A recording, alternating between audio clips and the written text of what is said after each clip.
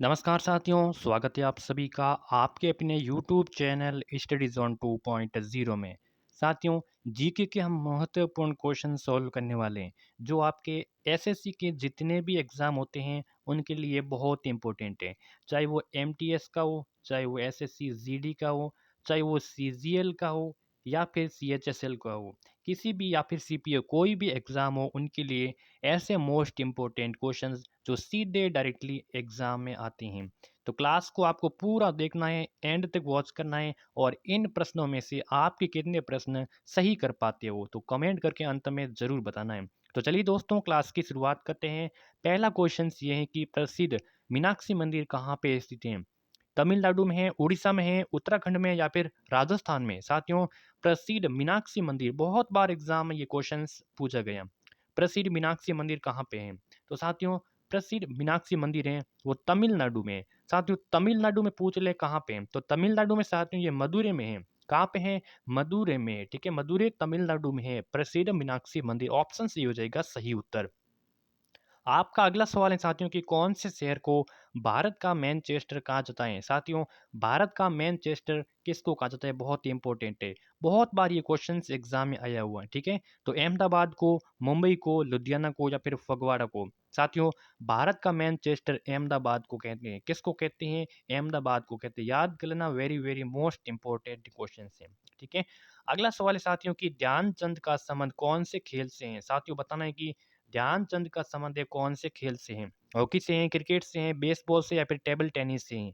साथियों, ध्यानचंद का संबंध है वो है हॉकी से है। किससे है? हॉकी से। अगर आपको क्वेश्चंस में पूछ ले कि ध्यानचंद का संबंध कौन से खेल से, तो आपको हॉकी करके आना है। ठीक है, अगला सवाल है साथियों कि गोपी टुआ नृत्य किस राज्य से संबंधित है? राजस्थान से, उत्तर प्रदेश से, उड़ीसा से या फिर कर्नाटक से? गो गोटी पुआ नृत्य किस राज्य से संबंधित है? तो साथियों ये उड़ीसा से संबंधित हैं। किससे हैं? उड़ीसा से। ठीक है, ऑप्शंस यहाँ पे आपका सी हो रहा है सही आंसर। जो गोटी पुआ नृत्य हैं, ये उड़ीसा राज्य से संबंधित है। उड़ीसा राज्य में इसको सेलिब्रेट किया जाता है।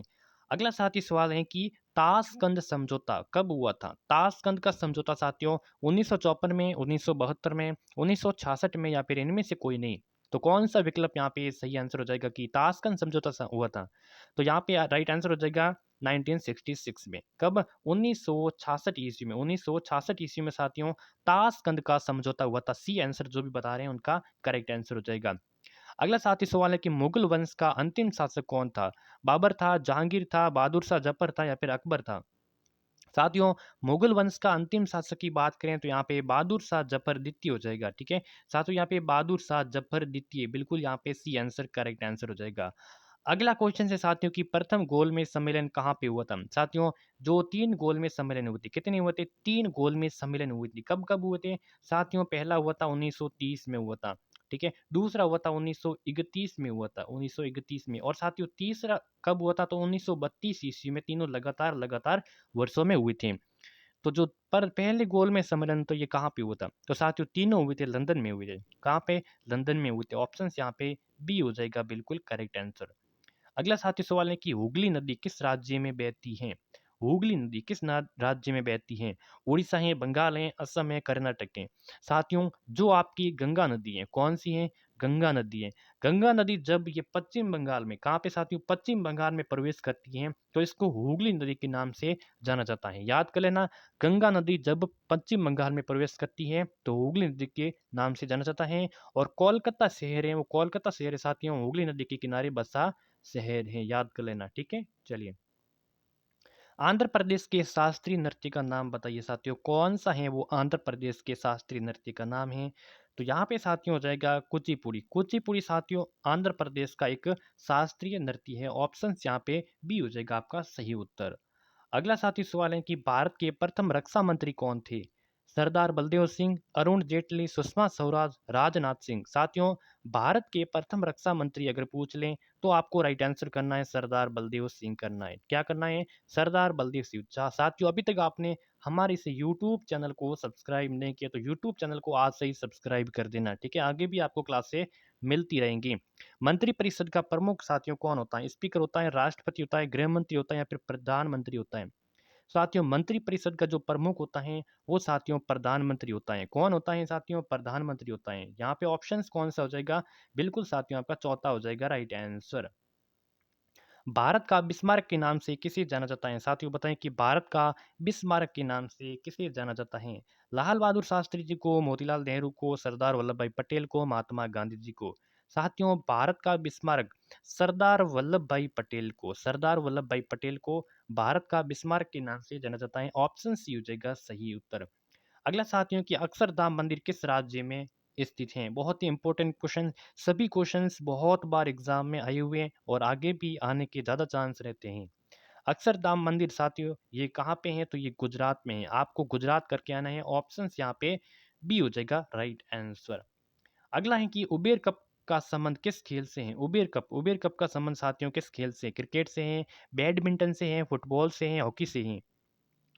तो साथियों उबेर कप का संबंध है बैडमिंटन से। ऑप्शंस बी हो जाएगा सही उत्तर। ठीक है, से बैडमिंटन से है। ठीक है। नेक्स्ट क्वेश्चन है कि 1885 ईस्वी में कांग्रेस का अधिवेशन कहाँ पे हुआ था?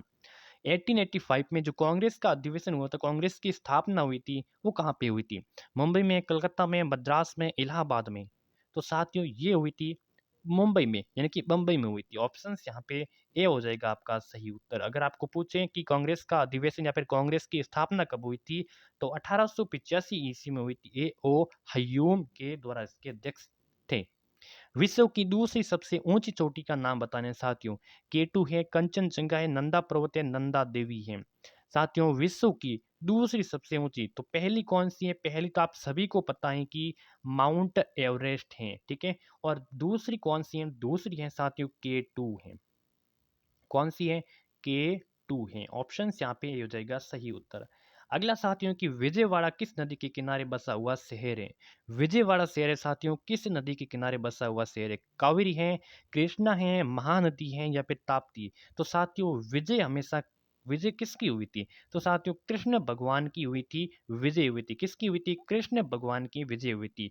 तो विजयवाड़ा शहर है कृष्णा नदी के तट पर बसा हुआ शहर है।